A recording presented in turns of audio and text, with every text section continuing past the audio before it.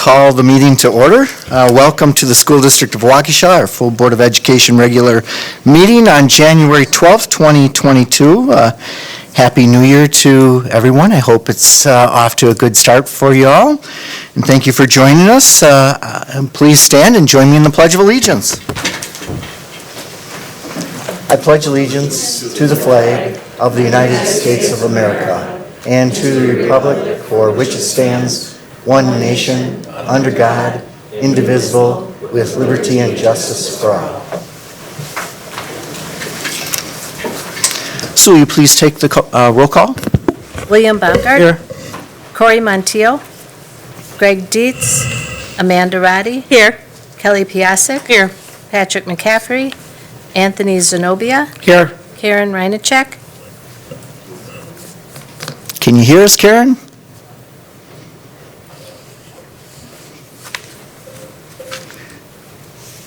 Karen, can you hear us?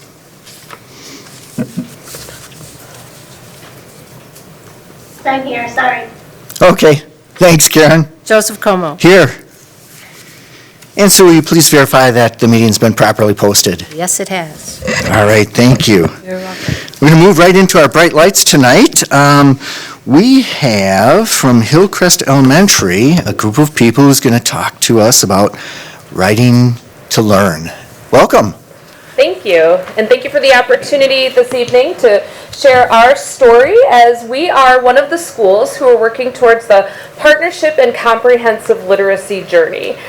We have been working very closely with the experts we have right in the district, as well as a larger consortium of schools and districts, as well as universities, to learn more and go deeper with our literacy instruction.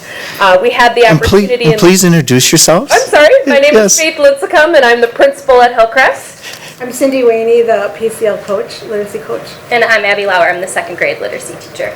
Thank you. Thank you. So we had the opportunity this spring to put our hats in for this opportunity. And as a school who has always felt we have really strong literacy instruction, we didn't always see the impact on our learners that we expected. So going deeper and really getting kind of a little geeky with studying how literacy works for all learners is part of what we've been working on this year.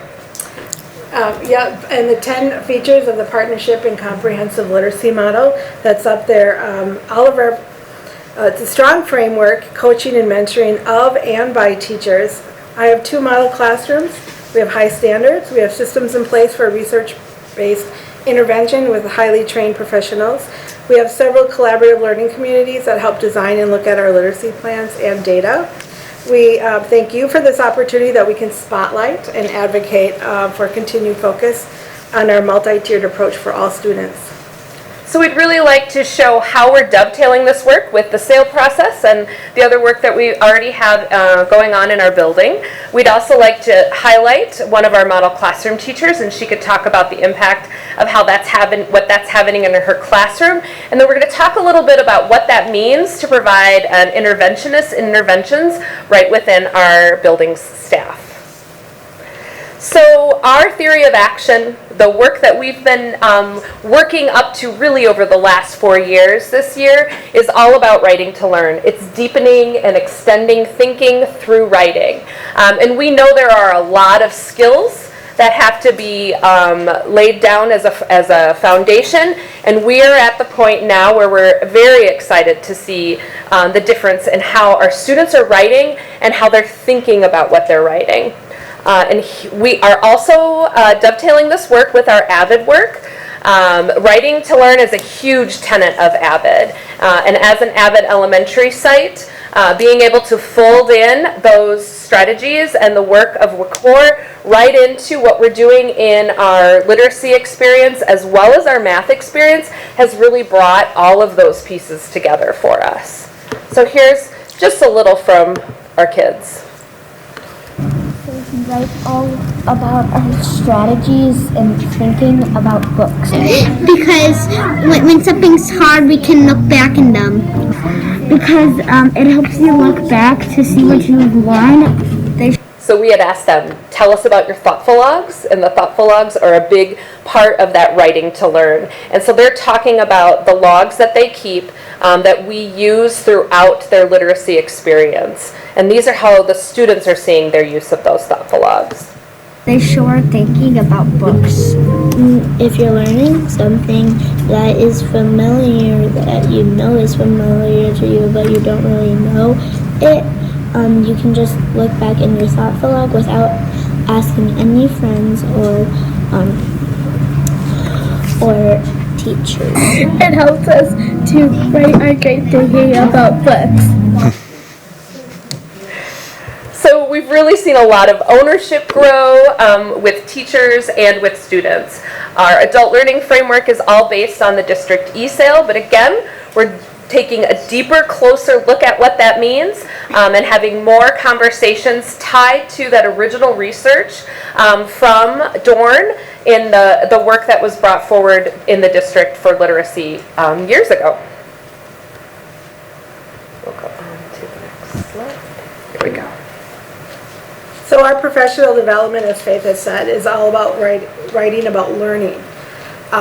So one of our professional development days is shown here. We did writing about reading.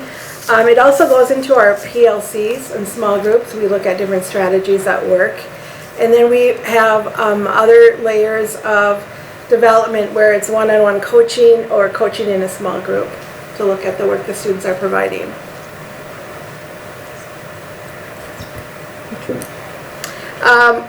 This year we have 2 model classroom teachers. Christine is our kindergarten teacher, so on the left that's me working with Christine. And what we've worked on so far this year is writing workshop, guided reading. We sit and we plan for groups at all different levels, and the interactive writing. And then with us is Abby, the other teacher that's working with us. Yeah, and I guess I'll just speak to the impact that the PCL model has had on myself and my kids this year. This is the first time we've ever had a coach full-time for literacy as far as I've been there, and having someone there constantly to work with me and reflect and help guide where my direction is going as the teacher has really helped push the kids forward. The rigor is up. They're getting pushed really pretty hard in a good way, and they're really growing and improving. I've definitely seen through our language workshop discussions and their writing about reading where they're at now is far and beyond than where I've seen them at this point of the year in the past, which is really awesome. And I think that has to do with the work that Cindy and I have been putting in, both together in the classroom as well as with our coaching cycles outside of the classroom.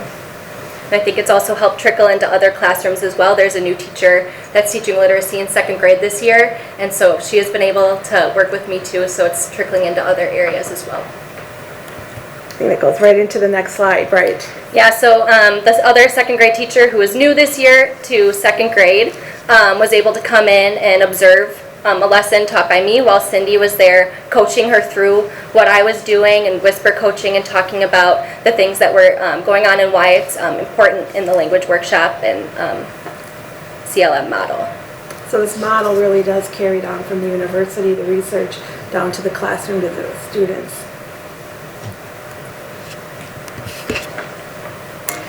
Besides the 2 model classroom teachers, I also coach all teachers, and each teacher will have 2 opportunities at least to work through a cycle in the session for learning as well. So lots of opportunities for support for teachers and lots of opportunities for support for students. Hillcrest has always been a school that hires outside for interventions. We are a non-title school. That means we don't receive additional funding to support interventions. So if students are struggling in an area or there's a gap in where they should be based on their peers and where they're currently performing in literacy and math, we have teachers. The classroom teachers do interventions. They do what we call Tier 2 interventions. And then we've also worked with a couple outside interventionists that we would hire on an hourly basis to at least get 2 rounds of intervention in. So we have done some training with teachers using LLI and guided reading for below grade level readers. But Cindy's expertise and what she's been able to do as she's on board is to provide some of those interventions right away, starting at week 2. They are happening throughout our building, throughout the entire year. So we are making that impact at the universal level with all students through our coaching and through our collaboration and PLCs and through our professional development. But we also have the opportunity to impact students who have been under-impacted in their learning so far. And we're right now at the middle of the year, which is when we start to look at that data and start to look at the results. We know we see it in the writing. We can pull up any student writing across our building and see the change in where we had students last year. And we're seeing it in our intervention data as we are progress monitoring. And now's the time where that starts to show up in our maps and our mid-year assessment data from the district. So thank you. Thank you for the opportunity to be a PCL school, and thank you for the opportunity for us to share a bit of our journey this evening. Do we have any questions? Comments? All right. Oh, Thank you. Dr. Piazza. I do have a question, of course I do. Thank you for that, I appreciate it. I just have a question on specifically what may be different in this model with respect to phonics and spelling. You mentioned that was part of the emphasis. How is that different from what we've been doing in the past? So it's actually all of the parts of CLM, so the literacy model across the district, which includes a phonics part, which we have a brand new part to the program this year, I'm sure you've heard about. What we do is we take a closer look at everything. I get additional training, Cindy gets additional training, and all of that comes right back to our teachers. And so it's really a passing on of the expertise, and the conversations we have around student work are so enriched because we've had that training. We had our admin PCL meeting training last week, and one of the things we talked about were all the different ways that are so small that most people wouldn't even see it, but all the different ways a really skilled teacher can adjust a lesson when they're teaching a student in a small group, or even in a large group, but especially in that small group. So when teachers have the depth of knowledge around what are the different sounds and what's the progression of sounds, and if they don't have this sound, what sound might they struggle with next, all of those really rich pieces of that phonics program, then they don't necessarily know the next step for that child. But if we have a system that supports those in understanding that, then that impacts the students right away. So it's definitely part of the phonics program that we currently have. It's more around the depth of individual teacher knowledge in working in those small groups with students. Does that kind of... Okay. Thank you. Okay. Anyone else? All right, well, thank you very much. Thank you. Sue, I want to go back. I had forgot to mention to you for the record that Patrick, Greg, and Corey were all three excused from the meeting tonight.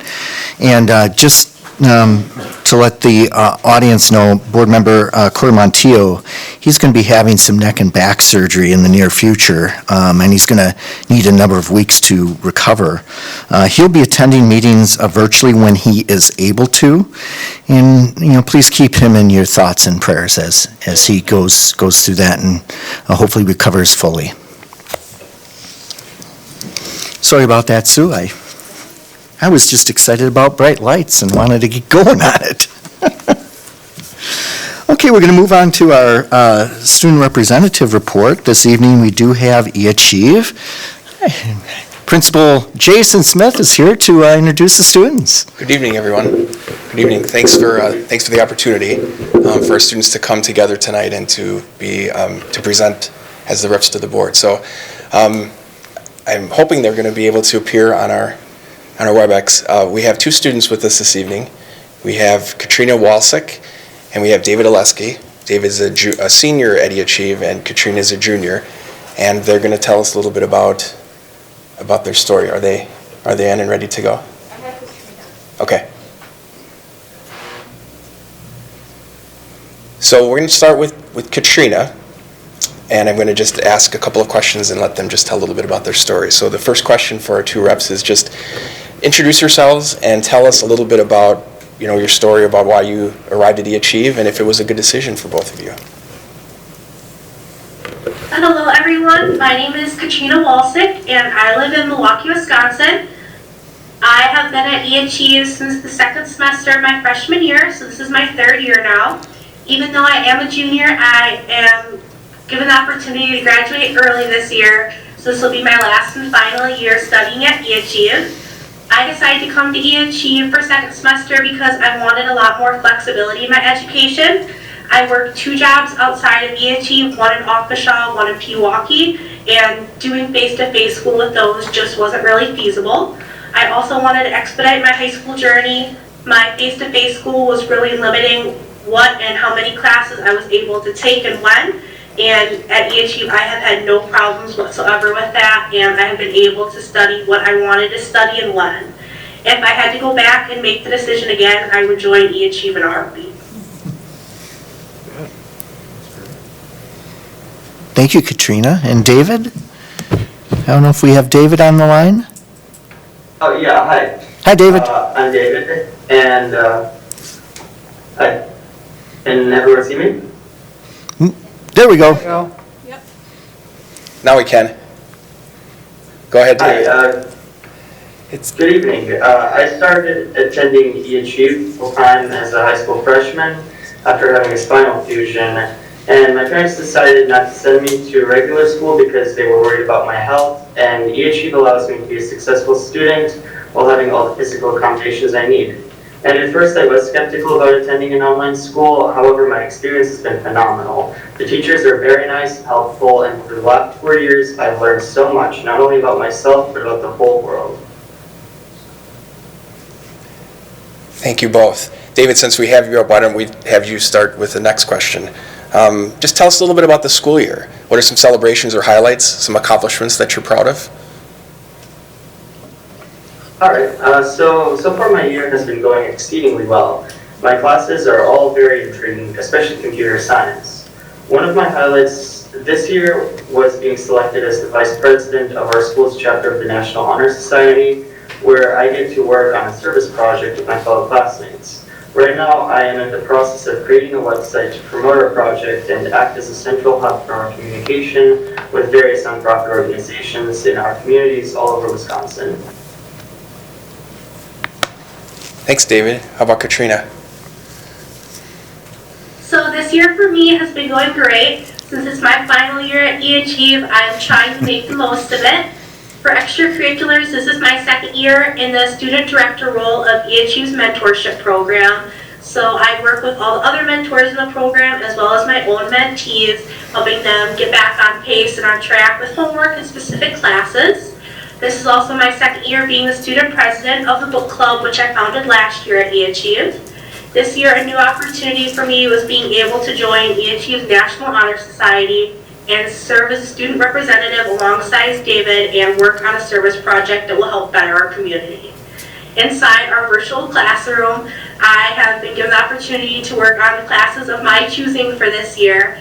My favorite probably being AP Art History, a rigorous class, but something that I love.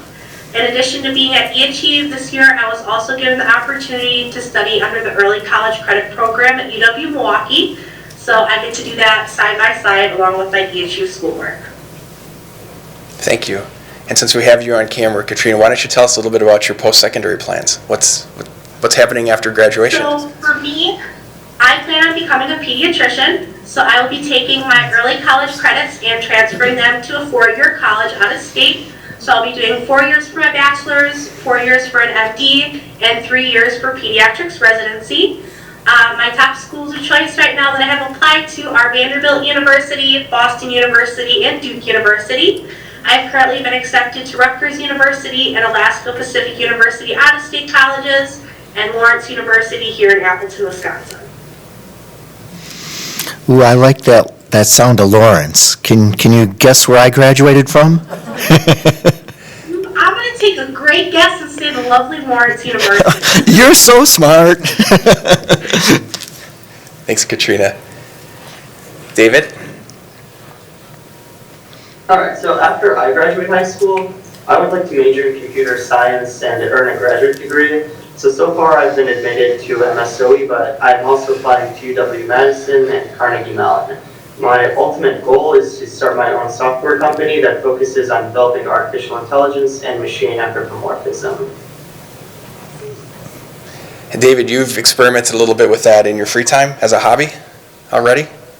I've worked on several AI projects.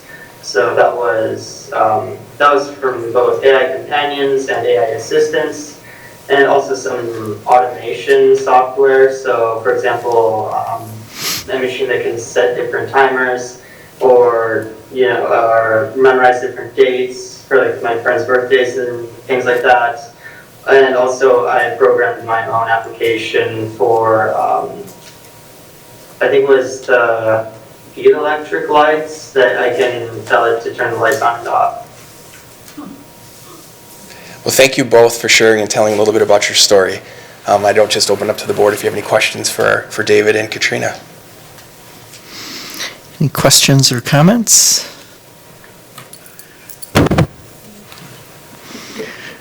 Well, David, I did some early AI work back in the 80s.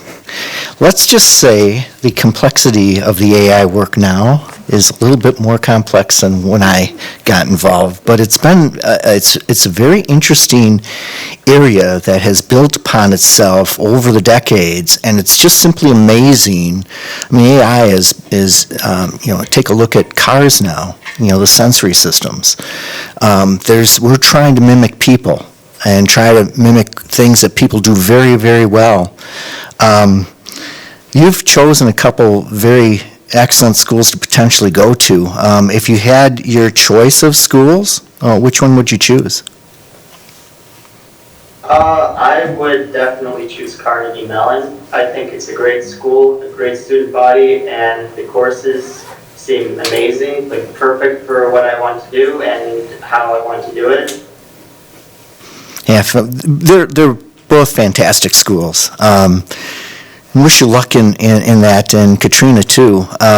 You both have very compelling stories, and I think you have very wonderful futures ahead of you in some very challenging careers. So, any other questions or comments? All right, thank you for your report tonight. Thank you both. Thank you, everyone. Have a good evening.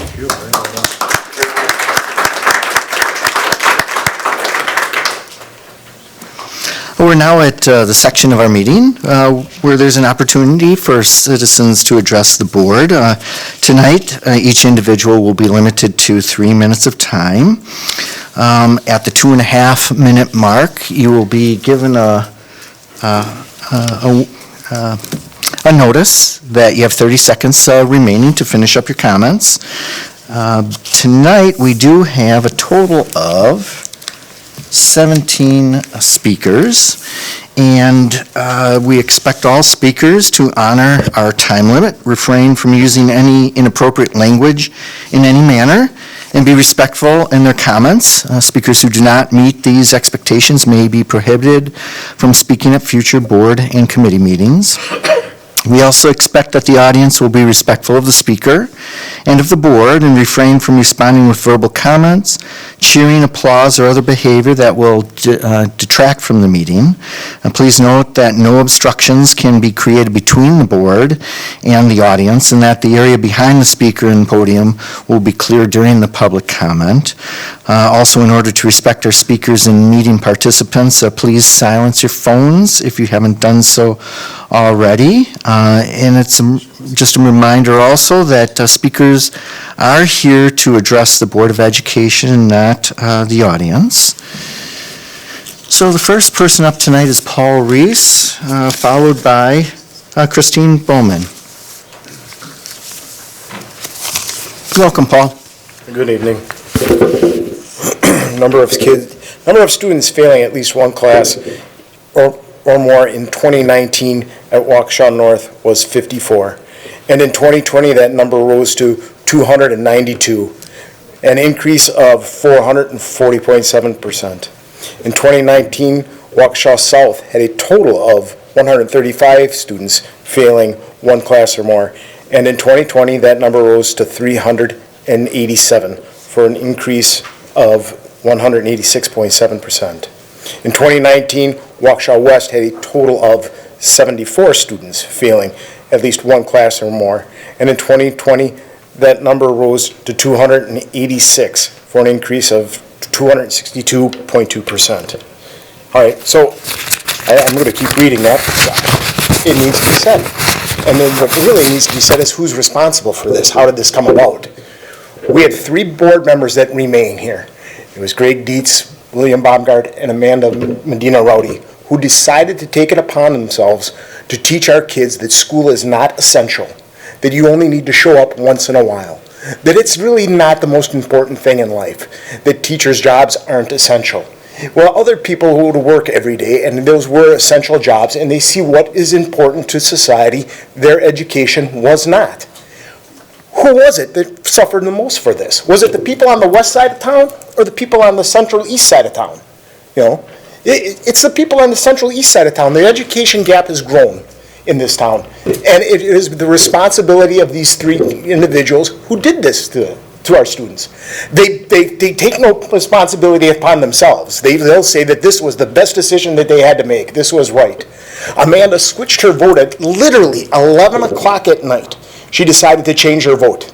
And she decided that the virus spreads different amongst middle school students and high school students than it does in elementary school students. See, elementary school students could go 5 days a week. Well, middle school and high school, 2 days a week. That was appropriate for them. Now, who's more likely to pick their mask up out of a urinal? A 4-year-old or a 14-year-old? You know, who is most likely to have a dirty mask and a clean mask? Is the 4-year-old, right? He's the least likely to keep things clean, but he's the one that we sent to school every day. And yet the teenagers, the 14-year-old, 30 seconds. Because of babysitting. It was done because of babysitting, so that people had to have a place to watch their kids. But Amanda felt it a good idea to leave 13-year-olds and 14-year-olds at home alone with high-speed internet and cameras to boot. Because this town has never had a problem with that. That's never arisen in this town, in this school district before. Yeah, it has. Thanks. Okay, thank you, Paul. Christine, followed by Carrie Kozlowski. All right. Welcome, Christine. Yep, good to see you guys again. Okay, couple things that I have that are on the agenda, comments I have and some aren't. First of all, I love the artwork on the walls. I think that's great. I hope you guys keep doing that. I'm asking that you support alternative larger location for the board. I think that's in discussion with the finance and facilities meeting right now. I thought that the public brochure you sent out asking for subs was phenomenal. Some of you have heard this already, some of you haven't. But I think the pay rate of $16.25 per hour needs to increase. Most industries typically have a pool or reserve rate, which is typically higher than what the rate is for people that are getting all the benefits. So I'm asking you to take some urgent action on that because there's a sub shortage everywhere. Also, on the 12/6/21 finance meeting, there's a graph that was posted that talks about declining enrollment. This is a big thing, I think, for our district, and I think it's going to have an impact on our budget going forward. I understand you guys are starting your budget workshops and that kind of thing now. The big issue with that is that I believe there was a big drop in 2020 enrollment, and if you take that, the third Friday of the Saturday, so that was September 2020, I'm thinking that possibly the decrease was due to school closures. I think that had a big impact on things. Plus, there's some other things from people I've been talking to in the community. They're either opting out or not enrolling because of one of the uncertainty of the school and with the closure issue, and also the other issue is they don't like some of the things that are happening in the classroom, which I'm not going to go into any detail because everybody's got a different opinion on that. And then finally, if I can find my notes again here. This is going to be the most unpopular thing anyone ever says in a meeting. I understand that you can petition DPI for an early start, like up to a 2-week early start of the school year. I'm going to ask that you do that because our achievement needs to improve, and I think our kids really need that. Thanks. Okay, thank you, Christine. Carrie, followed by Allison Kolinsky. Welcome, Carrie. Good evening. As I continue to review our district's academic proficiency decline and curriculum, I want to address some of my research on the current proposal to remove the economics as a required course. This is a crucial decision, and it becomes a slippery slope when we start to lower the standards to improve our test scores. To remove economics is going to negatively impact our children for years to come. I say this because it's impossible to simplify and condense a supply and demand chart, monetary policy, interest rates, the Federal Reserves, to a chapter or a subunit of any course. And I understand that that's an approach that we are looking at. The principles of micro and macroeconomics will influence or impact every endeavor and dream that our students have in this district for the rest of their lives. Economics covers everything. If our children cannot understand that the central theme of economics is scarcity, or how a $15 minimum wage is not sustainable to a small business, they will incorrectly believe that they can have everything for free or that somebody else somewhere is picking up the tab. They must make choices, they must understand the choices, and they must be informed. How will they understand our growing deficit and become fiscally responsible if we give them a watered-down synopsis of the key educational principle that comes in economics? Over the past several years, the social studies proficiency scores have remained steady. Over half of our students are failing to be proficient based on the benchmarks, while we have layered in emotionally charged ideologies and equity programs. These programs have promised that they would increase our students' proficiencies, but we know that these programs are in fact major factors for the failure of meeting these proficiency results. A more plausible solution to eliminating this would be to reduce the human geography proposal, which is currently a one-year credit, to a half-a-year credit, which it was several years ago. Keep economics as a required course. These kids need this for life. I challenge the board to envision our children 10 or 20 years from now. But just pick one children. I'm not going to pick one because I have 3, and I don't want to do any injustice to my kids thinking that somebody's favored. But I want you to think about where they're going to be if we remove this and what required courses that they are missing and how that impacts their future. Will our children look back with resentment when they realize that those responsible to provide the tools, education, and knowledge to grow their small business become a tradesman or man, be a doctor, a CFO, that we've failed them? We owe our children more. We owe them their future, complete with skills needed to fulfill their dreams. This starts with having economics as a required course and additional reviews of what curriculum we are teaching them for the fundamental basics of their educational futures. Thank you. Thank you, Carrie. Allison, followed by Kaylee Williams. Welcome, Allison. My name is Allison Kalinsky. I am a sophomore at Waukesha West High School. On Monday, January 3rd, students and teachers in the Waukesha School District returned to school after winter break to see their personal belongings ripped and cut off of walls and lockers. This was done due to an order sent out from the Waukesha School District Superintendent, Dr. Siebert, stating, quote, "If you still have any signage in your classrooms or work areas that is political, disruptive to learning, and or advocates for outside of the scope of the curriculum, please remove it prior to winter break. If you should not, it will be removed over the winter break," end quote. When returning to school, the only signs that were removed were from the Gay Straight Alliance, Black Student Union, and Equity Alliance, even though other clubs that were also outside of the curriculum did not have any of their posters or signs removed. It is clear that these actions were not done in order to create a better learning environment, but instead were done in order to silence members of oppressed groups. After this incident, an email was sent out to students with the policies against bullying, harassment, and discrimination in the Waukesha School District. I do not understand how the school board is supposed to promote these policies in order to keep students safe while simultaneously breaking them in order to silence students. You cannot expect students and staff to respect these policies, or in fact any of your policies, when you yourself have been continuously breaking them for months. Not only are you breaking your own rules, you are also ignoring students who break these rules in order to also bully, harass, and discriminate against these oppressed groups. For months, we've been telling you about how your statistics that bullying has not increased since 2019 is incorrect, and how students are now just too scared to report bullying, unlike how they were in 2019, but you still continue to use these statistics.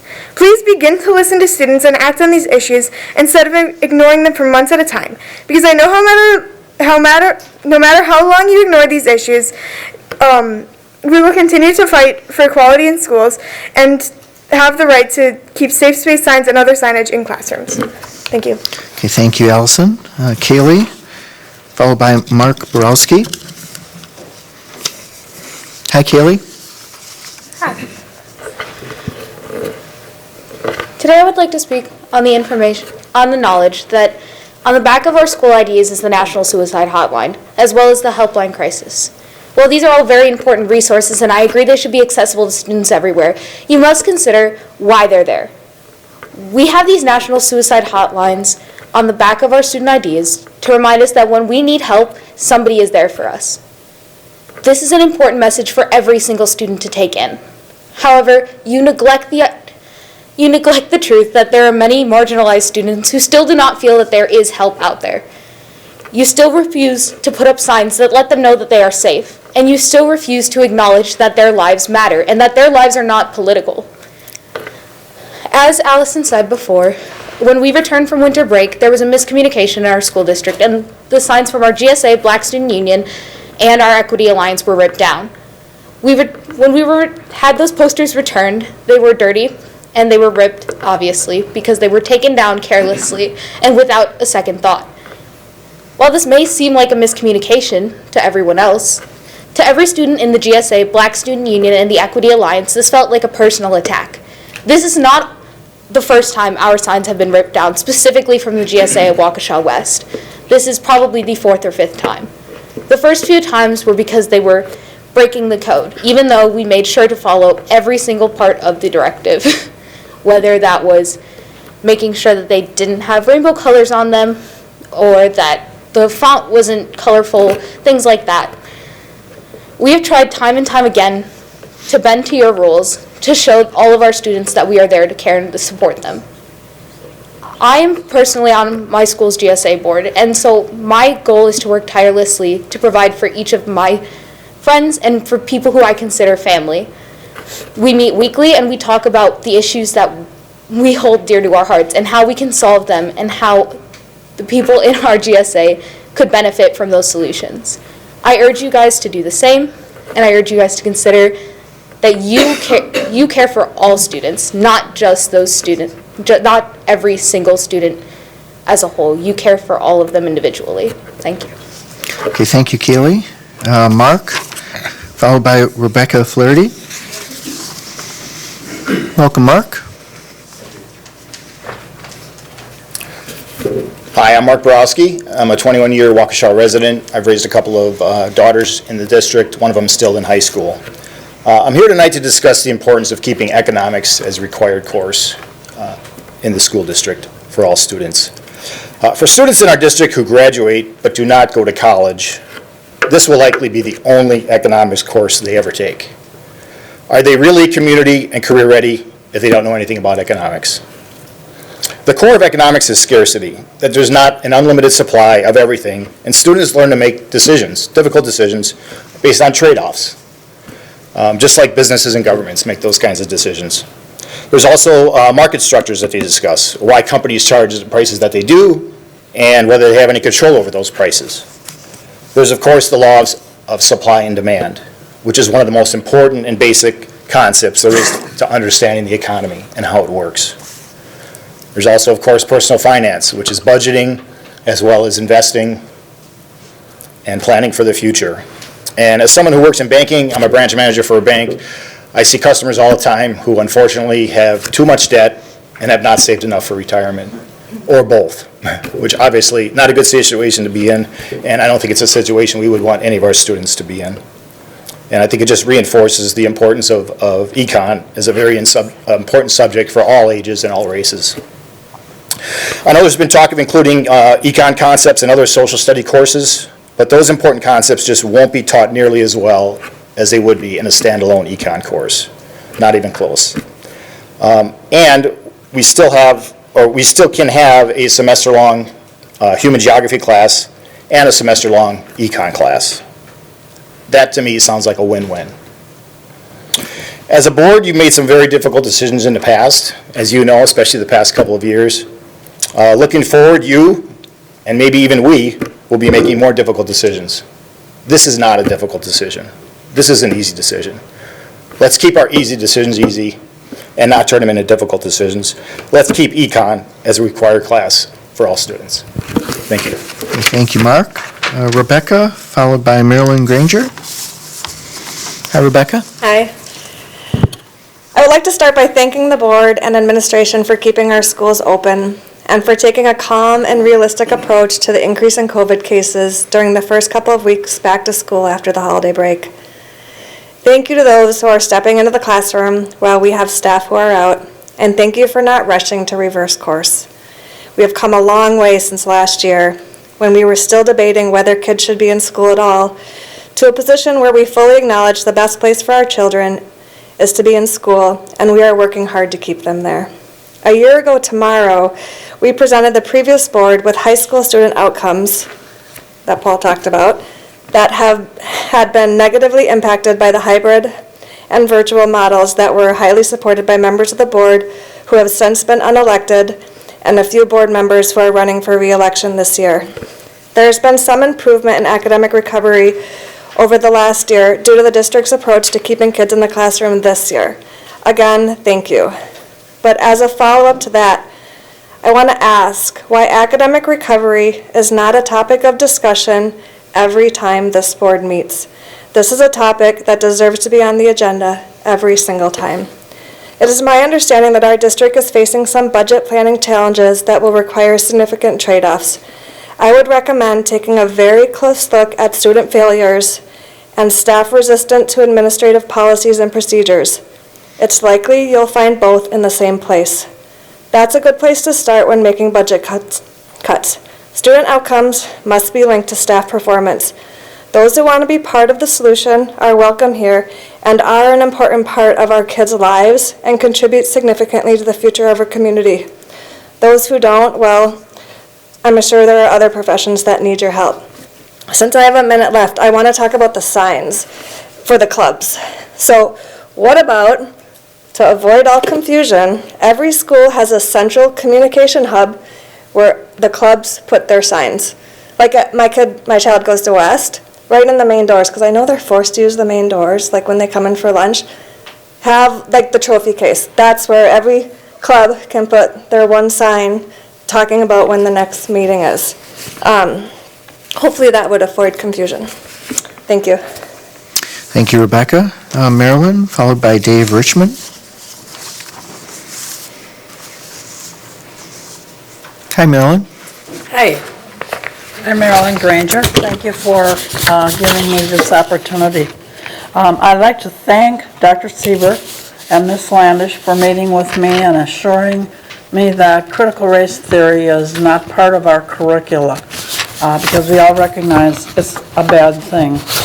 It's a Marxist movement and we don't want to go there. Parents will still need to be watchful that it doesn't creep in under some other name. And second, I wanted to thank the board for keeping the schools open and not following the leadership of Madison and Milwaukee and Chicago, because we know the damage that has already been done to students. So keeping them in school, that was great. And I'd also like to say, I concur on the economics course.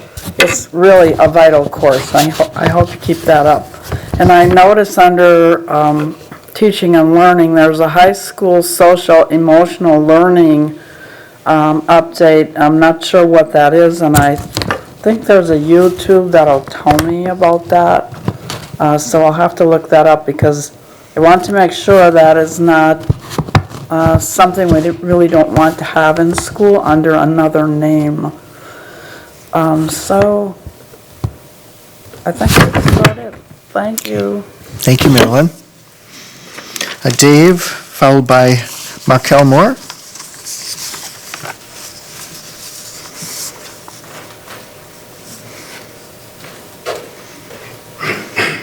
Hi, Dave. Good evening. I've started a couple meetings because I'm just blown away by please respect one another. Not sure that that is really sinking in here.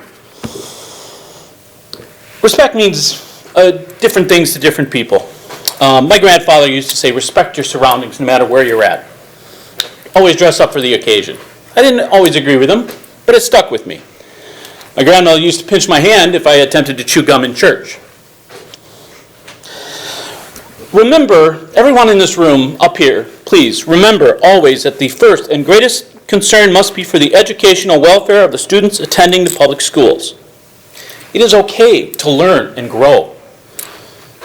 Muhammad Ali was quoted as saying, "The man who views the world at 50, the same as he did at 20, has wasted 30 years of his life."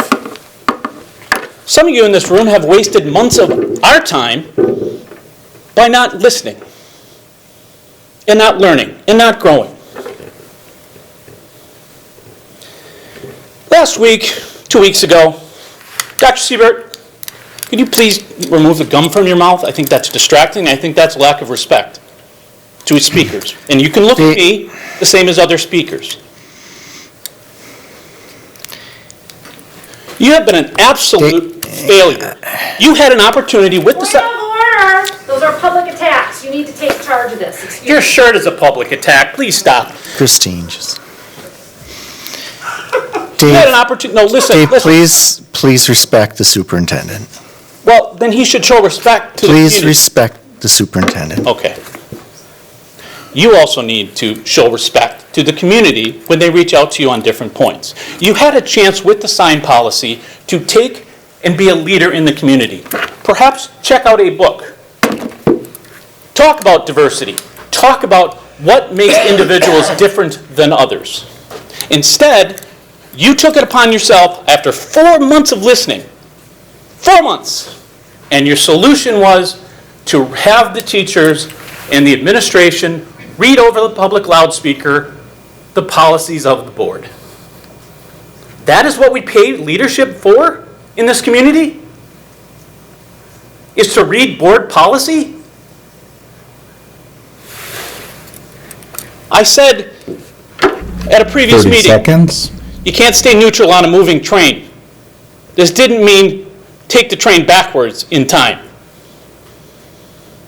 There's been no discussion from the board about the meal plan that you made all these big stands on. Waiting to hear any of those ideas come up, or any other ideas that anybody on this board ran with. Do better. Do better. Be respectful. Follow your own signs. Your time is up. Thank you, Dave. Markel, followed by James Touchstone.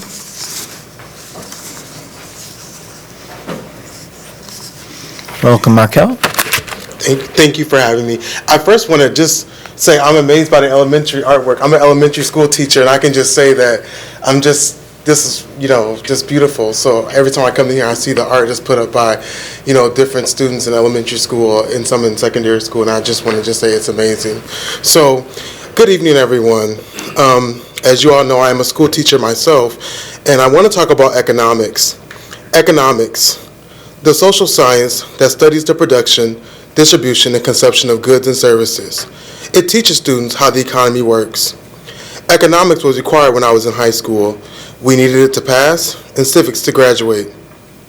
I learned that being a participating consumer in American society, that I needed money. To have money, I needed a job. I took that to heart and gladly started working as a grocery store bagger. That was my first job. I had money, but most importantly, I had the skills to succeed in an American economy. I consider my high school economics course very beneficial. I was, after all, a new, young, productive citizen of society.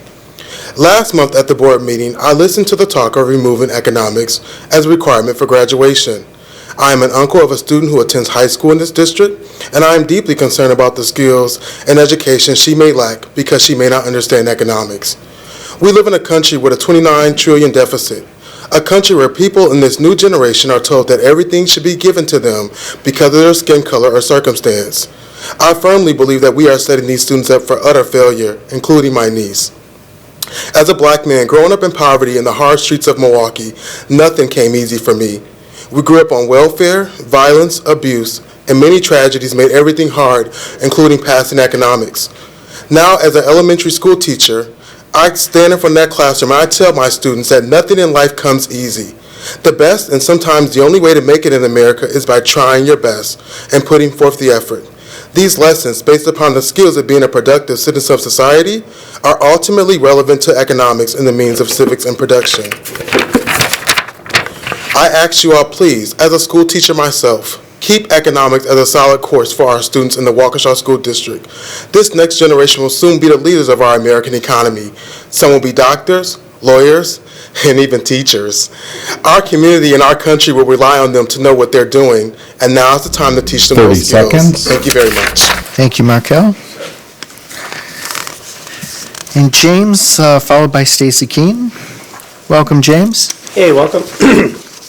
Hi, I'm James, 22-year resident of Waukesha and a dad of 6 kids. Early on when we enrolled our kids into school, we enrolled them into eAchieve. Loved that program. Then later on we transitioned them to South. When my boys started at South, I used to constantly question why they didn't have a lot of homework and why more wasn't demanded of them scholastically. Then my daughters got to high school, they excelled and got good grades, so I paid less attention to school performance. Then the entire civilization took a radical, unexpected turn, COVID. This board then shut down in-person attendance at schools, and I once again started looking at school performance and grades. And what was being taught and what I found was appalling. Why is it okay that out of the 11,234 students in the school district, 62.2% are below proficient in English? That means that 6,987 students are below proficient in English. Why is it okay that 7,010 students are below proficient in math, or 62.4% of our student population is below proficient? Why is it okay that board members are comfortable with these numbers as they have remained approximately the same over the past 3 years? Why is it okay for that data to be hidden on the Waukesha School District website under the heading 10, SDW schools exceed or significantly exceed expectations? This is exceeding expectations? It looks like this board is trying to hide the truth found in this report card from DPI. The only logical conclusion is this board is either unable or unwilling to educate the most precious resource we have, our children. This board is either unable or unwilling to share the truth in an open and honest way with we the people, the shareholders of this board. This board is either unable or unwilling to lay out a clear plan to correct this horrendous trend and start educating our children. The school board has one job and only one job, and that is to educate Waukesha's children, and they are not doing it. The current state of non-education must be overcome before we can return to better things. I recommend that this board put up a dashboard that shows the true status of the educational of where our kids are and proficient in English and math. I suggest that our board develop a plan to overcome this below proficient performance and be totally transparent with this plan. And finally, I recommend that the board talk about this academic excellence every month, either positive or negative, to make sure we are doing the right things and make sure we are doing the right things well. Thank you, James. Stacy, followed by Mike Walsh. Welcome, Stacy. Hi, good evening.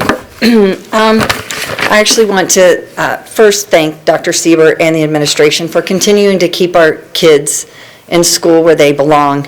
We've learned that that is the best place for them. And for the record, I would like to say I have never seen Dr. Siebert be anything but respectful and kind.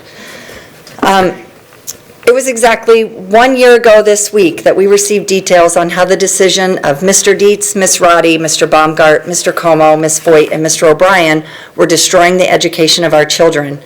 When parents asked for achievement numbers, we were given a bill for over $500, which we raised in a matter of hours. We received data much worse than we ever imagined it could be. Our kids were failing at an alarming rate, and not one person on this board had asked for this information before you all voted no every single time. Mr. Baumgart even is quoted as saying the hybrid model is just as good as full-time school in a board meeting. And I also want to point out that Mr. Dietz, Ms. Roddy, Mr. Baumgart, and Mr. Como voted against the kids for the entire year. Mr. Dietz even voted against allowing the kids to play together outside last May. However, there's a silver lining. Without your very poor choices and votes, we would never have started digging into what was really happening right under our noses.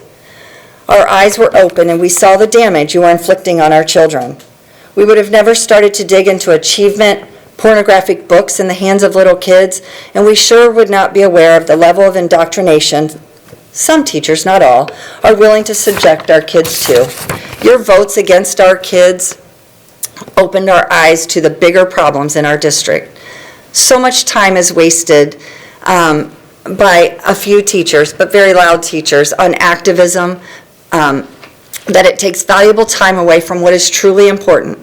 My kids have had amazing teachers, and I know many other amazing teachers that work hard and want to right this ship. Now we must focus on proper literature, age-appropriate books for our kids, and having more than 40% of our kids college and career ready. Thank you, Stacy. Mike, followed by Sarah Harrison.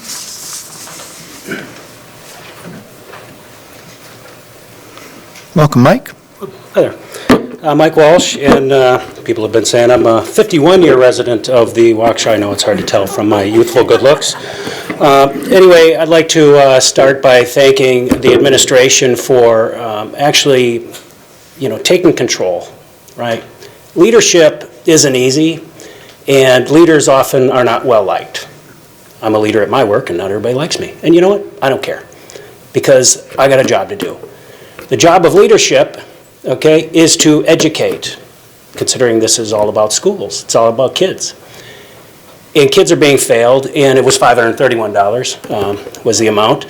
And it's a shame that $531 was the number that parents had to pay, and the group that doesn't like the other group, should be saying thank you that it was even spent in the first place, right? Because that data came out and it was damning.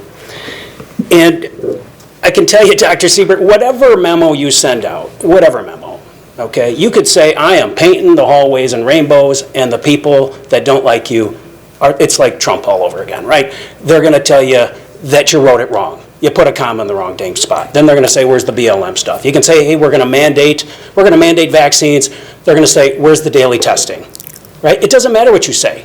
They don't like you, and not everybody's going to like you. You have the support as administration of the majority of the community, the majority, okay? And you know how it's amazing what people put out there. There was parents that were reading some quotes from Facebook in the past, and I was one of the ones who were quoting and stuff, but when they reference people like myself and others here tonight in a Facebook post that says, for the folks out there who are focused on achievement and test scores in math, science, and reading. Hello. That's what we're here for, right? They're making that a negative. That's a negative comment about us, parents that are about that, right? For the folks out there who are focused on achievement and test scores, math, science, and reading. I had to say it again. That's how crazy it is out there. This is what you guys are getting attacked with those letters, right? The union's attacking you guys, right? The union, they want respect for teachers. And you know what? 90% of the teachers in this district are fantastic and just want to teach, right? But you got the groups that are part of this psychotic union, okay, that all they do is they're the ones that go, hey, we're not being respected as teachers. No kidding, right? You're teaching disrespect of directors and management. So you guys are management. And by the way, now I get another one. Rainbows are for tools for teaching kids about colors, about healthy eating, and light refraction. That one's going to be coming next. That's why they're going to want to be putting on the walls. Those things. Come on. You can't even make this stuff up, right? So keep in there. Keep fighting the hard fight. You guys are doing great. It's a long haul. It was a slow decline, but it's going to be an uphill battle. Thank you. Your time is up. Thank you, Mike. Sarah here. Sarah, followed by Gabriella Mitchell. Hi, Sarah. Hello. Good evening. I'm Sarah Harrison, and I am a parent of 2 high school students in the Waukesha School District. I have a senior, Lucas, who goes to North, and my freshman, Chuck, goes to South in order to go to the engineering academy. So very exciting. I work in an engineering type of role at work too, so that's fun for me to see Chuck going into that program. At a recent teaching and learning committee meeting, the achievement scores for various groups of students was discussed. And it was shown that the students who are in a minority in terms of race, ethnicity, socioeconomic status were not achieving as well as other groups. And that's due to something called the opportunity gap, where not everyone receives fair and equitable treatment based on those type of characteristics. One of the great things that I appreciate that the School District of Waukesha is doing is participating in the Closing the Achievement Gap Consortium. And I would encourage you to continue doing that and to continue digging into what we can do as a community to bring those scores up in those groups of demographics. Excuse me. I truly believe that all students can do well and can achieve academic success when given the opportunity and given an equitable share of resources. I thank you for all that you do for these students, and I just ask for it to continue and for you to look into how we can close the achievement gap. Thank you. Thank you, Sarah. Gabriella, followed by Irka Kochansky. Welcome, Gabriella. Hi, my name is Gigi Gabriella. I'm a student at Waukesha West High School, a freshman. The Waukesha School Board has honestly been horrible. You guys keep gaslighting us just like you have been doing for like months. We have begged for you to help us, and yet again you do nothing. How can you sit here emotionless while students, teachers, and parents beg on the verge of tears for you to help? And how bad does it have to get before you actually do something? Many allies and people part of the LGBTQA+ community sit here and have to listen to grown adults make horrible comments about our community. We do not get to choose who we are and who we love, but I am so proud of who I am. I am sick of listening to homophobic people tell us that we need to change who we are and that we are shoving our agenda down people's throats. Do you hear how dumb that is? We are just trying to be ourselves.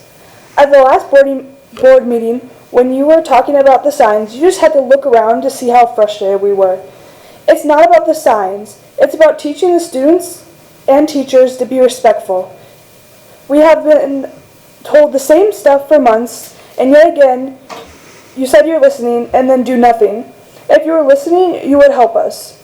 Every day, people come up saying slurs, harassing LGBTQ+ students and students of different ethnicities. That is what our normal is now. Getting harassed every day is our normal. That's sad. But let me say this. No matter how much we get gaslit and bullied, and no matter how angry you make us, we aren't going to stop fighting for this. Because we know to fight for what's right, and most of us in the LGBTQ+ and allies and whatever are stronger than most of you people in this room could ever be. Thank you, Gabriella. All right, Erica, followed by Vincent Duder. Welcome, Erica. Good evening. Other than the usual close contact notices, it is my understanding that families have received no correspondence addressing the emergence and incredibly rapid spread of the Omicron variant from our district leadership. And I have some questions. How many of our current substitute teachers are regular subs? How many are aides? How many are administrators and other staff members? Do you acknowledge that qualified subs are choosing not to work in our schools due to lack of mitigation? Can you clarify the conditions under which COVID-positive teachers are returning to work? If it's after just 5 days, are you ensuring teachers have access to KN95 masks and have somewhere private to eat and drink? How are kids learning and teachers teaching in combined classes of 50-plus students at the elementary school level? Have parents been made aware that this is happening? Do you acknowledge that larger class sizes lead to more COVID spread in our schools and our community? Recently, some of our dual language subs have not been fluent in Spanish. How are these subs able to teach, and how are our students, especially ESL students, able to learn when their DL sub can't speak Spanish? How many IEPs and 504 plans are not being met because of staff shortages? What is the district's plan to remain in compliance with IDEA and FAPE? Are you concerned that nearly 10% of district students have contracted COVID since the start of the school year, and that the rate of infection has been accelerating dramatically over the past month? How are you preparing to handle an increased demand for 504 plans and IEPs related to disabilities resulting from COVID?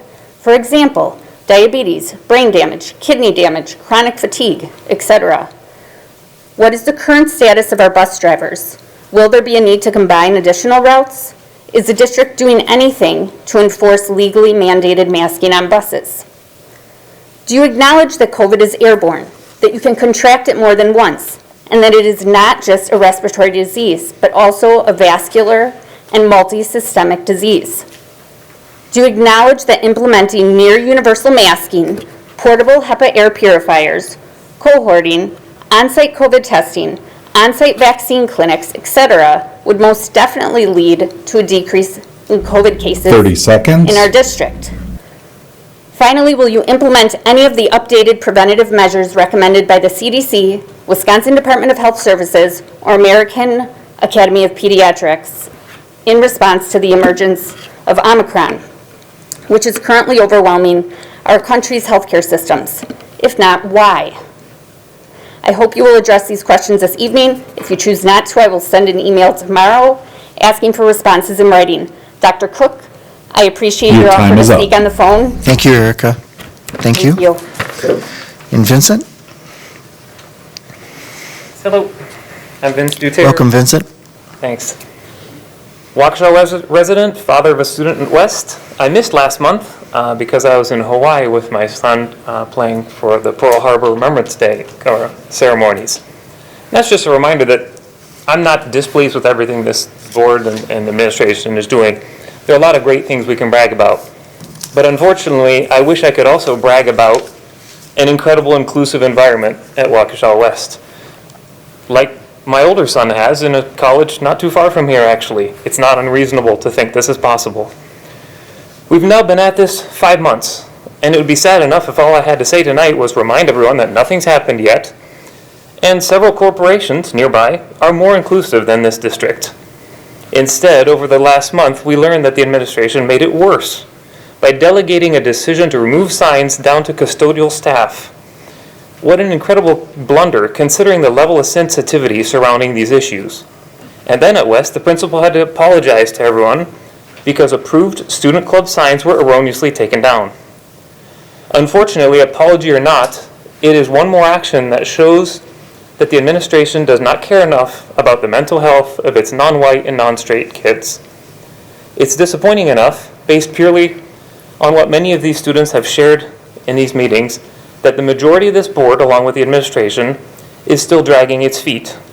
But if you further consider the courage it took these kids to speak publicly about these issues, and the ramifications they have told you they have faced for doing so, it's even more incredible that still nothing is done. And they come back. Consider the emotional drain of having to rehash their harsh experience to once again go home with little hope that something will be done. Think about the anxiety they have, wondering how their next school day is going to go, or wondering if one of those vicious moms is going to call their parents to out them that they spoke at this board meeting. At this point, so much more damage has been done that indeed allowing the signs back up may not do a whole lot, but it might at least be a signal that you're thinking about trying to do something. Thank you. Thank you, Vincent. Okay, that concludes our speaker list for this evening. Moving on to our minute approval, there are 3 sets of minutes. The December 8th regular board meeting, an executive session on December 8th. Also on December 13th, we had an executive session with the expulsion panel. Is there a motion to approve the minutes? Moved by Mr. Baumgart. Is there a second? Second by Dr. Piasek. Any discussion? Okay, Sue, please take the roll call vote. William Baumgart. Karen Reinacek.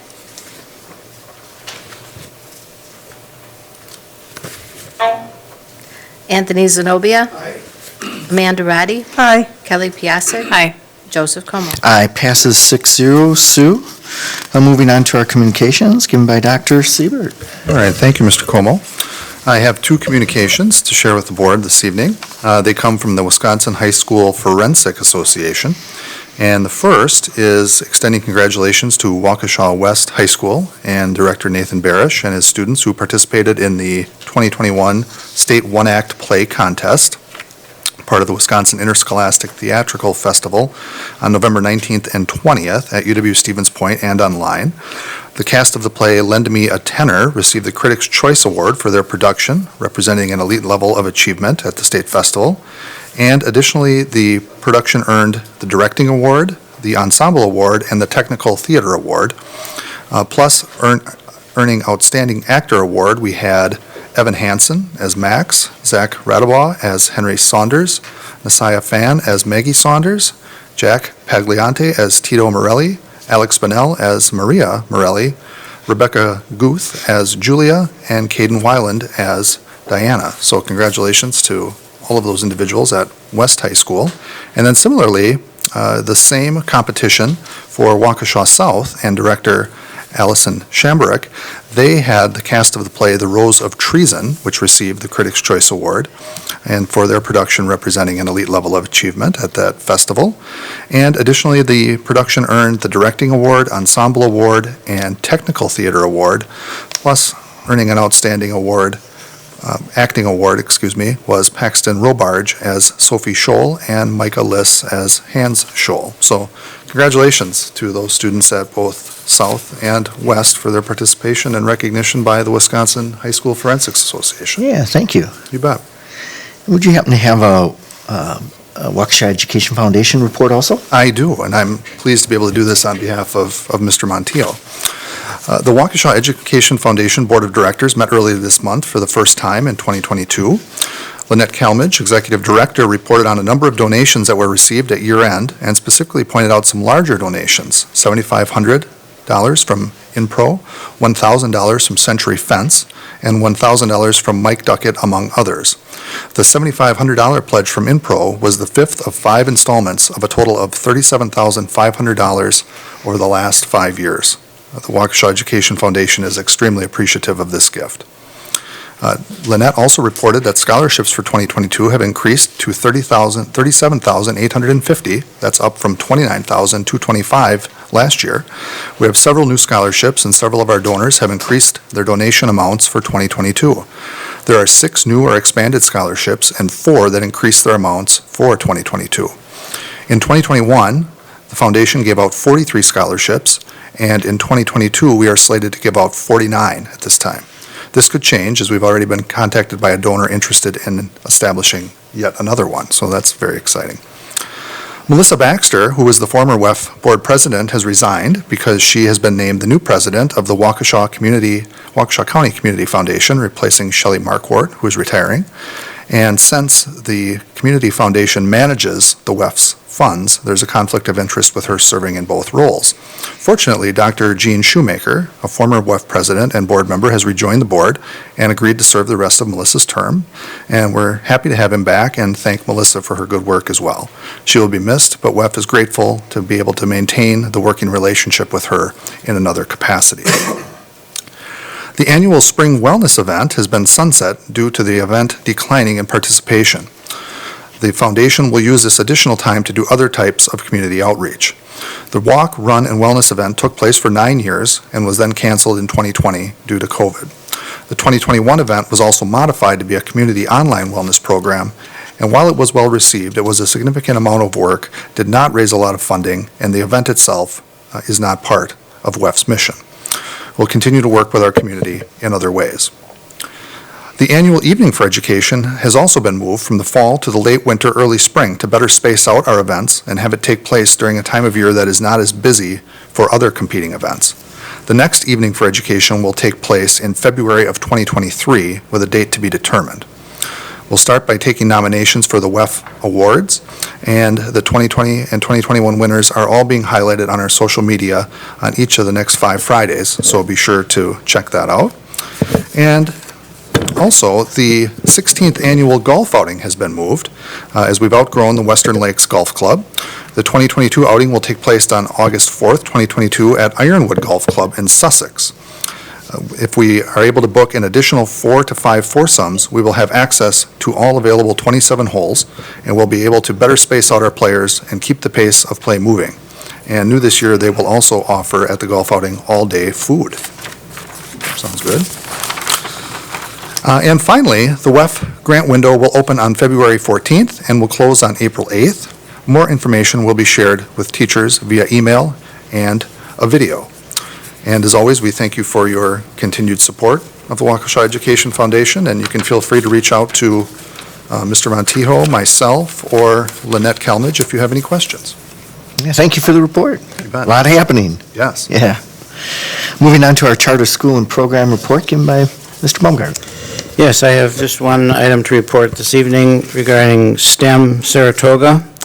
On December 22nd, STEM Saratoga had a project called Dream House presented and judged. The students had been working on this for some time. They were to come up with an idea for a dream house, design it, determine the costs, and market it. Then they presented it for evaluation. Among others, Dr. Siebert and I did some of the judging. It was another example of the ability of our students to think creatively, technically, and physically presenting this information. A fun and very positive experience we had that day over at STEM Saratoga. That's all I have to report. Thank you, Mr. Baumgart. Appreciate that. Moving on to our consent agenda. Mr. Clark, do we have any gifts to report? Yeah, we have 24 gifts totaling $41,822.89 this month. Wow. Whittier Elementary School received $1,000 from River Glen Christian Church to help pay for their after-school program. Hawthorne Elementary received $1,500 from Country Financial to help with the renovations of their playground equipment. The Horwitz-Deremer Planetarium received $3,000 from the Green Bay Packers Foundations to purchase a new planetarium show for 8th grade science, which aligns to present curriculum and can be shown in Spanish for dual language classes as well. They also received $2,000 from Lee M. Keith to be used for the next step in the lobby remodel. West High School received $650 from the Oconomowoc Area School District for the Coolidge family donation. Waukesha High School Marching Band Incident Fund received the remaining 18 gifts totaling $32,672 as follows. $1,406.89 from the School District of Horicon, $1,000 from the Addiction Treatment Technologies LLC, $1,000 from the Soet Vergez BFW Post 721, $1,000 from the Waukesha American Legion, $1,000 from the Waukesha County Chapter 425 Vietnam Veterans of America, $500 from New Berlin West, $10,000 from Cousin Subs Make It Better Foundation, $500 from Diane and Robert Lobbs, $500 from Mr. and Mrs. Sunderman, $1,500 from CC Services, Inc., $500 from the Waukesha Lodge of Elks, number 400, $7,500 from Meyer, from Grand Rapids, Michigan, $650 from the Oconomowoc Area School District, $1,000 from Joyce Kruger, $1,000 from Kenneth and Nancy Meyer, $1,616 from Mosinee High School, $500 from Aaron Logren, and $1,500 from the School District of Woodsburg. Wow. So you're the CFO. Is that a new record? Yes. For 1 month? Oh, yeah. Wow, fantastic generosity that this community just, wow. I thank you for your report on that, Mr. Clark, and thank you for everything that you guys do for our community. It really, it's fantastic, and thank you are the only two words that I can say. It's just amazing. Wow. Your agenda includes various categories for approval. If any board member wishes to have an item set aside for separate consideration, you'll have that opportunity in a bit. Included in the items for approval are decisions of the expulsion panel, which met December 13th, 2021. A confidential communication regarding the details of the expulsion was in your Friday packet, along with the minutes included under item number 1H. If any board member wishes to discuss this item, we have scheduled an executive session at the close of the regular meeting. Approval of the consent agenda confirms full board agreement with the expulsion panel's action. We do have a number of policies and bylaws in our consent agenda, and I'm going to turn over to Dr. Cook to go through those briefly. Sure. We have 25 policies that were approved at our committee meeting on the 14th of December. The policies are the bylaws 0144.3, 1130, 3230, 4230, conflict of interest. Those policies address potential conflict of interest among the board, among professional staff, support staff, and the administration. The policy 2430, district-sponsored clubs and activities. Policy 9270, home-based private or tribal schooling. Policies 1422, 3122, 4122, non-discrimination and equal employment opportunity. 1422.02, 3122.02, 4122.02, non-discrimination based on genetic information of the employee. 1623, 3123, 4123, Section 504 ADA prohibition against disability discrimination in employment, 1662, 3362, 4362, 5517, anti-harassment, 2260, non-discrimination and equal access to educational opportunity, 2260.01, Section 504 ADA prohibition against discrimination based on disability, 3120, employment of professional staff, 3120.04, employment of substitutes, professional staff, 4120, employment of support staff, 4120.04, employment of substitutes, support staff, and that concludes the list. Okay, thank you, Dr. Cook. At this time, would anyone like to have set aside anything for separate consideration?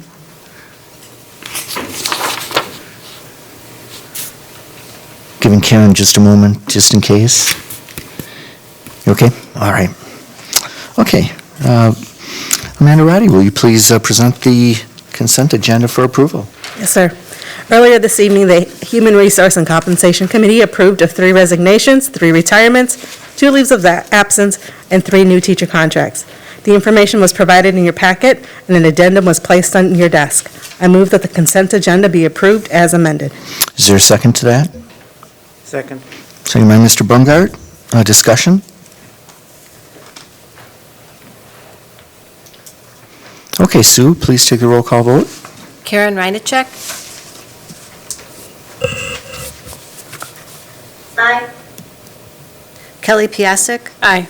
William Baumgart. Aye. Anthony Zenobia. Aye. Amanda Roddy. Aye. Joseph. Aye, passes 6-0. Sue? Moving on to the superintendent's report given by Dr. Siebert. All right, thank you, Mr. Como. 2 items for the board this evening. First, we'll walk through our monthly COVID update, as we have during my report for the past couple of months. And as you can see here, when we started right before the holidays, starting to tick up slightly in the staff area. And when we came back from the winter break, that was our highest amount of staff cases that last week that we have seen. Already this week, we've we've cut that nearly in half, so things are improving on the staff front. On the student front, this is a combination of positive and self-quarantined students. You can see we had previously talked about the week of September 24th, and the week coming right back off of the winter break, we had a slightly higher number in both of those categories. Here we're looking at the breakdown between the positive cases, which are the green, and the self-quarantines, which are in the gray, and you can see the self-quarantines between that September date and coming right back off the holidays were about the same, cases slightly up. And here we're looking at a breakdown of the different age groups, so the green being the staff, but then in terms of the students, the gray is the secondary kids, the blue is the elementary kids, and so we'll continue to monitor those as we work through this Omicron variant. And then just a brief reminder for the board of our 8 transition criteria that we continue to monitor on a consistent basis, Dr. Cook and I. Those are made up of both internal and external metrics. And as you can see consistently, dating back to Thanksgiving, we've been meeting 3 of those criteria. So should we reach 6 of 8, that would trigger the opportunity for the special board meeting, and we would have the opportunity to talk about and discuss and consider alternative learning models. So with that, that wraps up that first segment.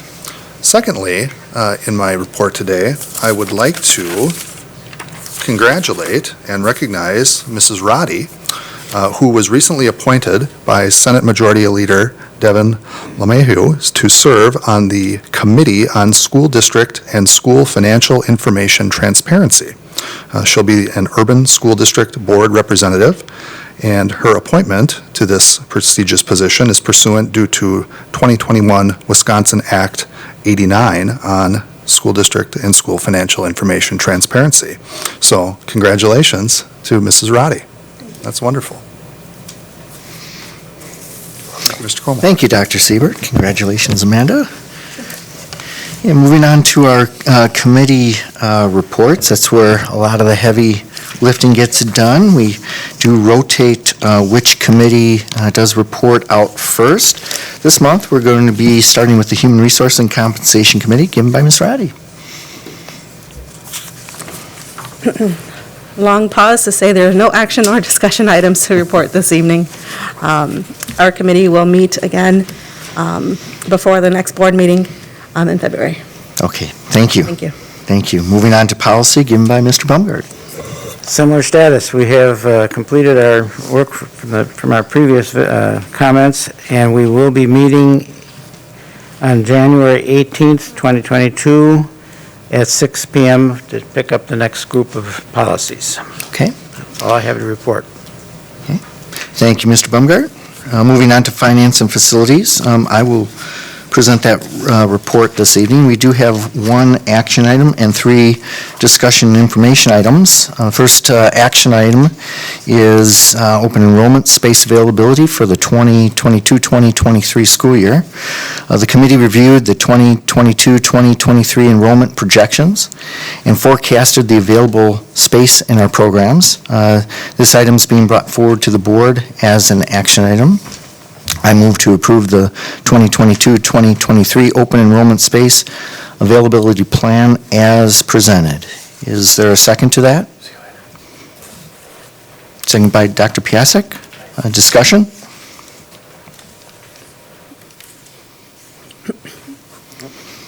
And just real quick, Dr. Cook, could you just give a brief overview of why we need to present this? Yeah, per Wisconsin State statute, the board needs to approve the upcoming school year's open enrollment seats. So every year we do weekly, at this time of year, but monthly enrollment monitoring.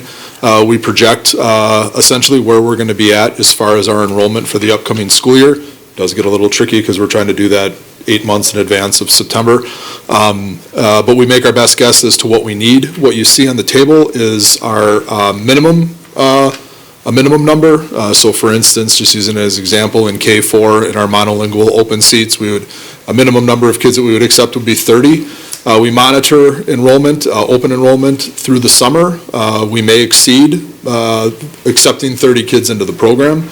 as the year goes on.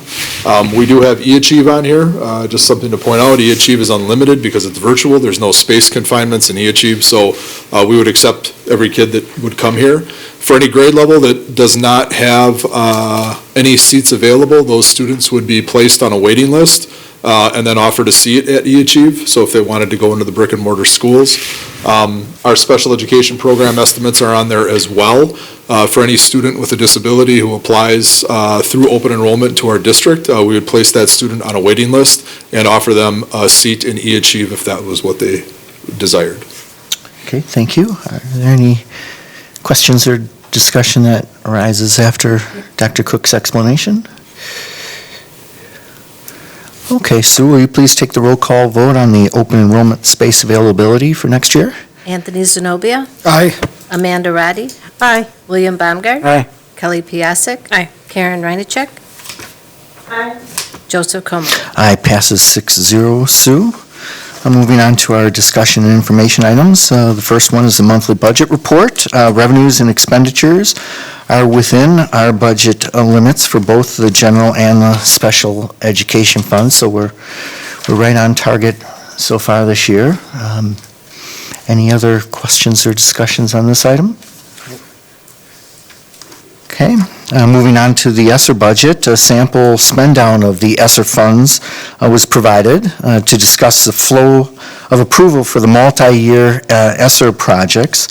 Board approval of the expenditures could come in the form of an approval of an annual budget or a budget amendment during the fiscal year. Obviously, if we're going to approve anything for ESSER this year, it would have to come in the form of an amendment, but we will be talking about the next couple of years through our budgeting process on how we would be looking at spending those ESSER funds. Any discussion or question on this? Okay. The third and final discussion item deals with the board meeting location. The committee asked administration to identify optional, actually this came forth from Dr. Piasek, any optional locations that would be viable for a larger board meeting. The cost involved with creating a mobile broadcast system was discussed. And this is a discussion item. I do know that the committee also wanted to take a look at what potential locations might serve as more of a permanent kind of place to hold the board meetings. That was a directive that was given during the meeting. Darren, was there anything else that, from a high level, that you thought we should report out on? At Cabinet this week, Mr. Schulman and I started discussions on looking at alternatives to look at a minimum, for an alternate site for meetings that we'd have a large capacity need for, but also for a permanent change if the board would choose to. So we'll come back with a recommendation, and because each site will be different, and the needs that we would have to do to make it a board meeting room might be different, so we'll come back with budgets kind of specified by location, but we should have that information for further discussion next month. Okay. Any other discussion, comments on this? Dr. Piasek? Thank you. Just a couple of comments. I do appreciate the committee having this conversation. I know attendance has been light the last few committee meetings, so I just wanted to follow up with a couple of clarifications. First, just to start with, here we are tonight again with a situation where we don't have the capacity in this room to seat all of the community participants in the boardroom. I think it really is important that as people are speaking, we're not forcing division among the community, and that I see that individuals do tend to kind of self-select which room they want to be in. And so I think there is some time sensitivity to this. I do understand that there's work that needs to be done to plan where we can go and how we can make that work, but for the last, year and a half, 2 years, we've been in a situation where either we had to expand or space out people in this room, and so the community didn't fit, or we've had a situation where the attendance, especially at our full board meetings, has been such that we can't fit everybody in the room. So I think this is something that, again, I understand there's some time required to figure it out. The need is now. In addition to that, I just did want to clarify that I am certainly not looking for a mobile solution. I know that historically the board has moved around to different places, but I think what would satisfy this need is having an alternate location that accommodates a larger group and that we could put a permanent installation in that environment. While I do understand also that there's some investment in that, I think there's potential benefit to the community if we had a room that accommodated speakers, streaming, and technology that would potentially be a room that could be rented by our community members. So it's something that I think as we've invested in our middle schools in particular, that seems like we could come up with a permanent alternative location that would work for meetings like our full board meeting and other times where we may want to either host conferences or allow the community to leverage that space. So while I understand we're making budget trade-offs right now, I also think that this could be an investment into our infrastructure and our facility that, could be a good return for us. So just wanted to clarify that, I understand there's limitations to the technology and something that can be portable. That's not necessarily what I think is the right answer. But I do think, again, that the time sensitivity of this it's something that we really have needed for a while.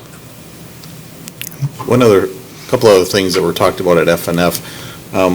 We talked about mobile and moving the board meetings, and I mentioned to the committee that I wouldn't start moving the board meeting. You'll have citizens going to wherever their last meeting they attended to, so I do think some stability in the locations of those board meetings. Committee meetings, I think, are more designed where you can move those.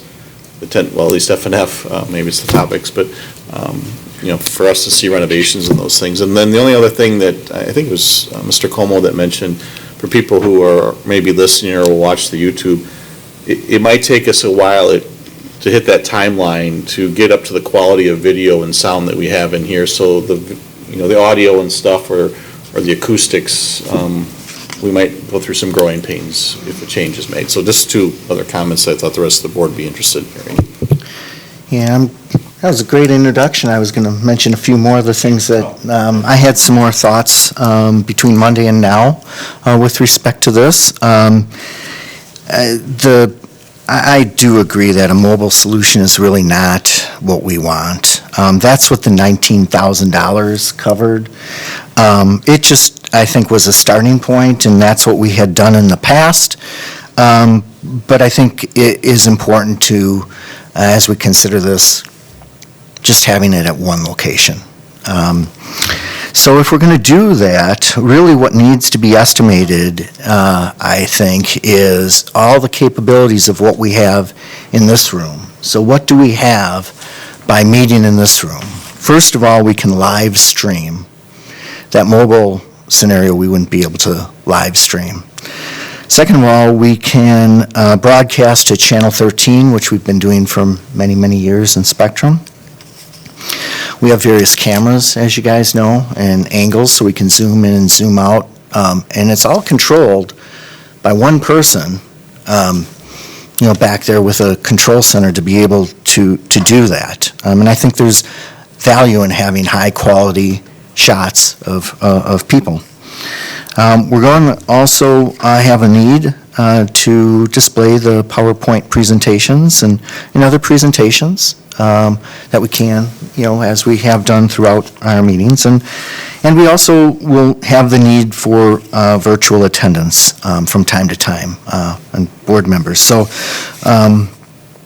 if our administration can put together those costs, basically, I think what we need to do is to replicate the technology that we have in this room at whatever location we may be considering. And there's a few that I think that administrations can be looking into, Darren, that have the larger capacity that would be able to potentially make this a reality.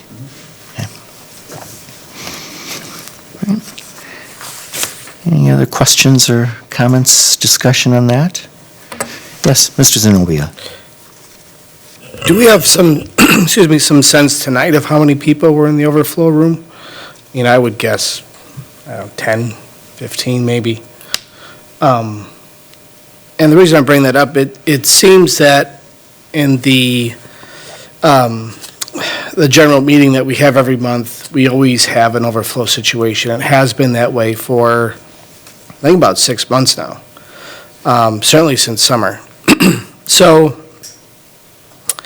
the other issue that I see, and I'm sure people have noticed this, but it seems that the people that are segregating in another room largely have one view, while it's not completely that way, but a lot of people that are coming to speak, especially throughout the last several months, have used that room, and it's been somewhat, I think, divisive. I think the idea to bring the community together in the same room in meetings this size, where we have 30-plus speakers on issues that we've been dealing with that are controversial in nature, it's probably a good thing to have the community together in the same room and not allow ourselves to be in different places. And I think if we're talking about community and the value that's here, I mean, $19,000, if that's what the cost is, if it's double that, seems really like a bit of a drop in the bucket when we're looking at ESSER funds that we're going to expend on facilities that are debatable. So this has a direct community impact. I think the sooner we can move to a location just for these monthly board meetings of the full board would be beneficial. I think committee meetings could survive in this room just fine. It typically is not that many speakers. But from a community standpoint of people that come here and get their 3 minutes to talk and to bring up issues that are important to them, because of this room capacity, we have limited ourselves, and we've limited the community and what they can say and really how we're interacting with one another. And I don't, when we talk about inclusion and division, this seems like a very logical thing that we should be looking to do sooner rather than later so that our community can sit in the same room and address us. So I think it's a very important issue. I know it's been talked about in the past 6 or 8 months, but we have an opportunity, I think. I know logistically it will be a lot of work for some, but as a board, we have an opportunity to move this forward and I think do the right thing in this case. So I would strongly support pursuing that. Thank you. Anybody else on this topic? All right, well, that concludes the report for finance and facilities. And moving on to teaching and learning, given by Mr. Baumgart. Yes, I'm be filling in for Greg on this evening. The last Teaching and Learning Committee meeting was held last week on January 4th at 6 p.m. in the boardroom. 3 discussion information items appear on the agenda for teaching and learning this evening.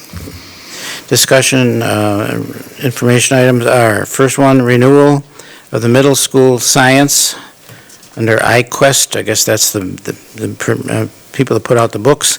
The access to the current middle school science resource is expiring at the end of the 2021-2022 school year at Butler, Horning, and Les Paul. Erica Yoss, our Science Environmental Education K-12 coordinator, along with teachers Lucia Torres from Horning and Heidi Prescott from Les Paul, were present at the meeting to provide information and the rationale for adoption of renewal. And that'll be coming forward at a future meeting. Second item, adoption of advanced placement science textbooks. The access to the current textbooks for the advanced placement physics 1 and 2 and advanced placement chemistry is expiring at the end of the 2021-22 school year. In order to be in compliance with the College Board, we must maintain an update to this resource. And the College Board resource requirements state that the school ensures that each student has a college-level textbook supplemented when necessary to meet the curricular requirements for individual use inside and outside the classroom. And the school ensures that the teacher has a copy of the most recent edition of the college-level textbook or other appropriate materials for his or her consultation. Erica Yossigan and teacher Steve Ramthan from South reviewed the rationale for adoption, presented a first look at the textbooks that are being considered, and outlined next steps in the pilot process, and these also will be coming forward in a future meeting. And the third item, high school social emotional learning, parentheses, character strong, I believe that's the title for it, an update. This is the second presentation on this topic for the Teaching and Learning Board Committee about a new resource for social emotional learning lessons at the high school level.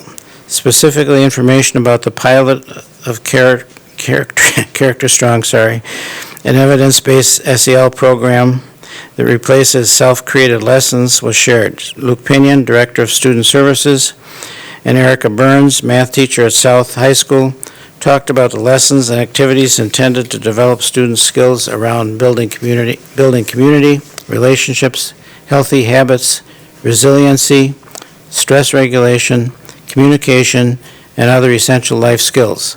These skills are aligned to the Wisconsin Department of Public Instruction social and emotional learning competencies. And before I proceed into any closure. Yeah, these are all three discussion items, so are there any questions or comments on any of those topics? Okay, seeing none. With that, thank you, Joe. Mr. Como, that concludes the Teaching and Learning Committee report. Greg reports that our next meeting will be held on Tuesday, February 1st, 2022 at 6 o'clock. Okay, thank you. Moving on to government relations, given by Anthony Zenobia. Thank you, Mr. President. The Government Relations Committee met on Wednesday, December 15th, 9 a.m. here in the boardroom, and we had an action item and two discussion items. The committee had discussed committee goals at the September meeting and approved the following committee goals on December 15th. First, continue to work to build strong relationships with local and elected officials. Second, to invite legislators and elected officials into our schools and district on a regular basis. And third, monitor state and federal legislation and legislative ideas with an eye on advocating for the school district of Waukesha and the state of Wisconsin. And on a vote of 3-0, the committee approved all of these goals, and I so move. Is there a second to that motion? Second. Second by Ms. Roddy. A discussion?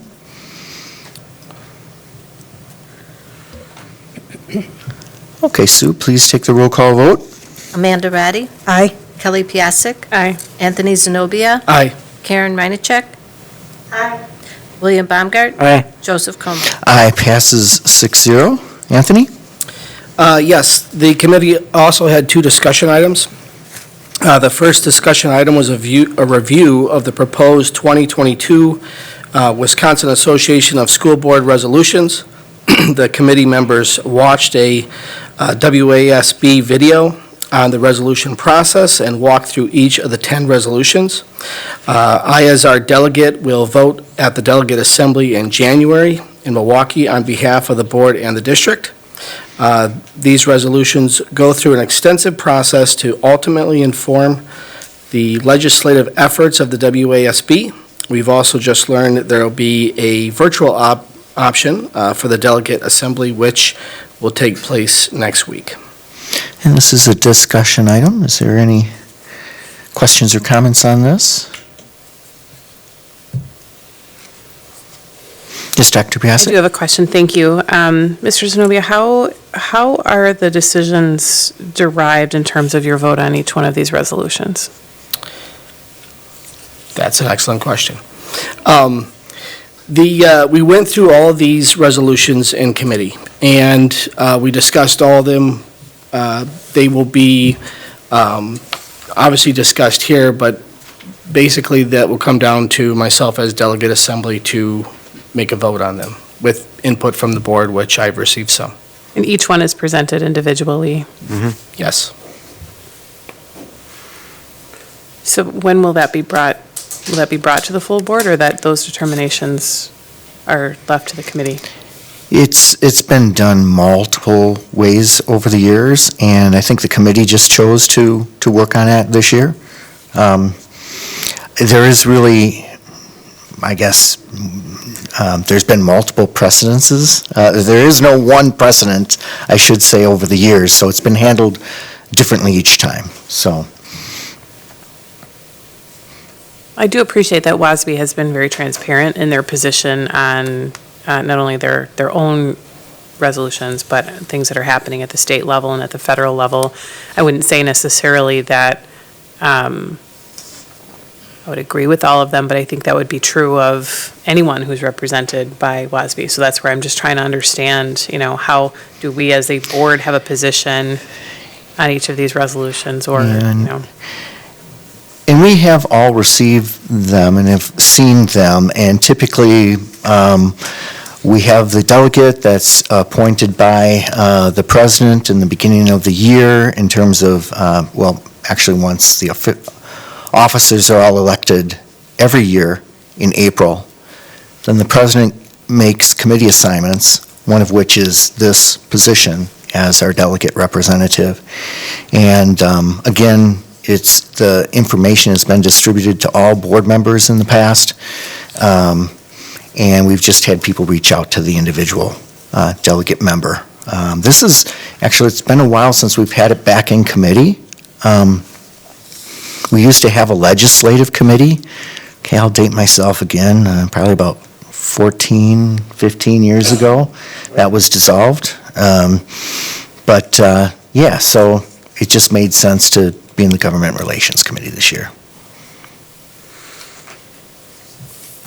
And if I may add, that will be on Wednesday. It'll be virtual for those that want to do it, but that's when the vote will be taking place. So if there was any other additional input from anyone, I'd be certainly open to hearing it.